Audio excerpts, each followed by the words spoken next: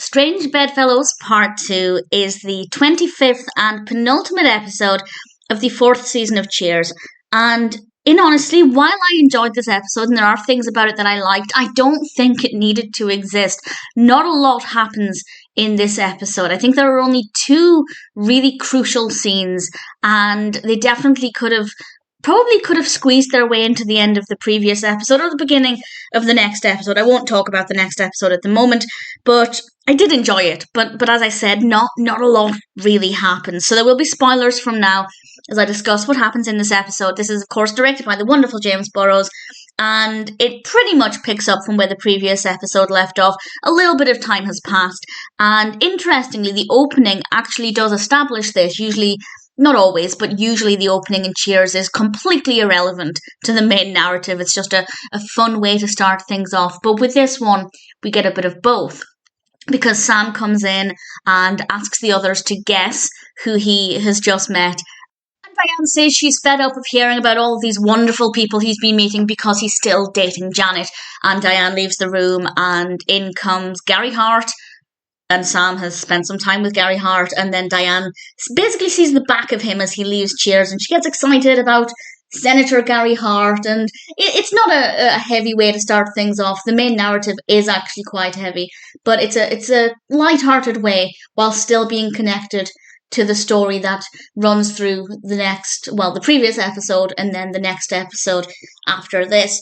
And Frasier then actually comes in with Fleener, and Fleener tells Frasier that he might actually invite Diane out on a date because he rather enjoyed her role in the campaign. And Frasier tells Fleener that Diane had a sex change. Now, that in itself is not that funny, but I did genuinely laugh out loud when Fleener said some things to Diane and left Cheers, and Diane said, and I quote, "Frasier, have you been telling people that I've had a sex change operation again?" And I love it. I love the fact that this is something that Frasier does again and again and again.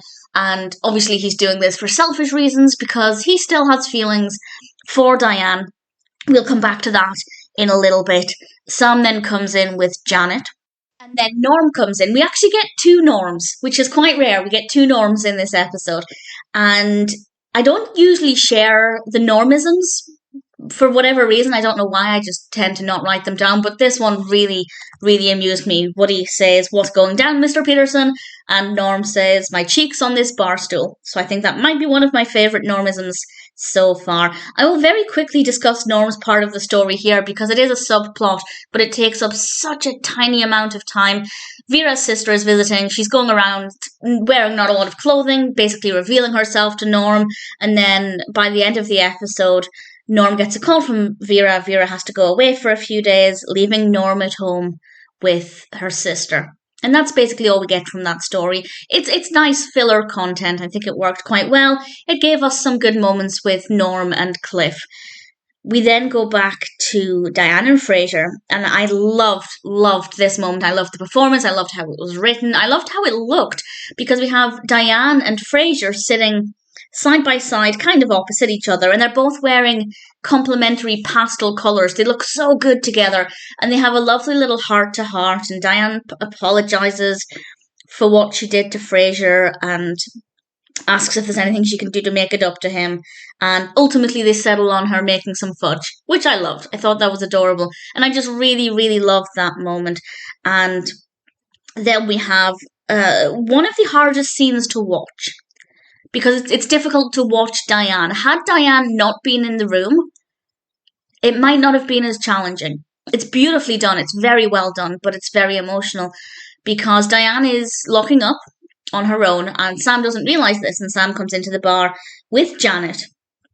And Diane obviously doesn't want to confront them. She doesn't want them to know she's there, so she hides in front of the bar so we can see her, the viewer can see her. I thought that was a really nice way to kind of show that she was hidden and we could still see her, but Sam and Janet couldn't. And Janet's a confusing character because on the one hand, she seems nice. She says to Sam, "Do you think that talented, bright, lovely woman belongs in a bar serving drinks?" She's saying something nice about Diane, and that means I want to like her a little bit. And then she says, "Fire Diane." Janet admits that she is insecure and she doesn't feel comfortable with Diane working at Cheers while she's dating Sam because she knows about Diane and Sam's history. And watching Diane's response to this is so difficult because Diane hears Sam saying, yes, okay, I'll fire her. And Janet tells him to do it tomorrow. And that's difficult. That's really difficult. And Diane goes into Cheers the following day and goes into Sam's office, and it's as chaotic as anybody could ever imagine for an encounter between Sam and Diane. Diane gives Sam her resignation because she's not going to let him fire her. She's going to walk on her own terms, and she gives him this lengthy document, and then she realizes, and this is very true, and I really like that she acknowledged this. She acknowledges to herself that she always makes things easy for Sam. She does a lot to be there for Sam and to help Sam and to make things as easy as possible. And by resigning, she's not giving him that difficult task of having to fire her. So she decides to withdraw her resignation. Sam fires her on the spot. She resigns again. They go back and forth quite a lot. And ultimately, Diane walks into Cheers, gives a mini speech by Diane's length, saying that she's leaving and they'll never ever see her again.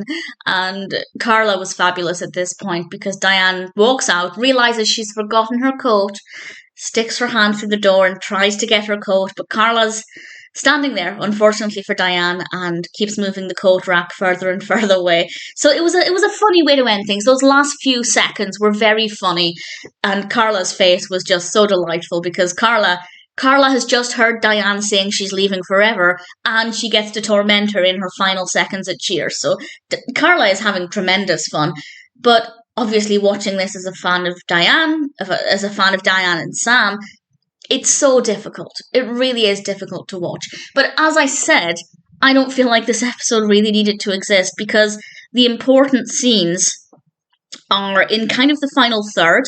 We do have that scene with Diane and Frasier that I really, really loved. But if we didn't have that, I don't think it would have changed very much. But the scene where Sam says he'll fire Diane, and then, of course, the final scenes, they're both really important. But I feel like the rest of the episode almost feels like filler, like they're dragging things out. Kind of like they had too much content to make this a two-parter, but not enough to stretch it out into 3 brilliant episodes. And I feel like we could have chopped off a little bit from the previous episode and made this in that final third of that episode. Or, alternatively, we could have had the ending with Sam saying he'd fire her tomorrow at the end of the previous episode, and then starting off the next episode, with Sam and Diane in the office. Either way, it's a good episode. I did like it. I still don't think it needs to be 3 parts, but I'll talk more about the third part in the next discussion. I don't want to think that we're almost at the end of season 4. I know, obviously, I've seen the next season. I know what's to come. It's a brilliant season.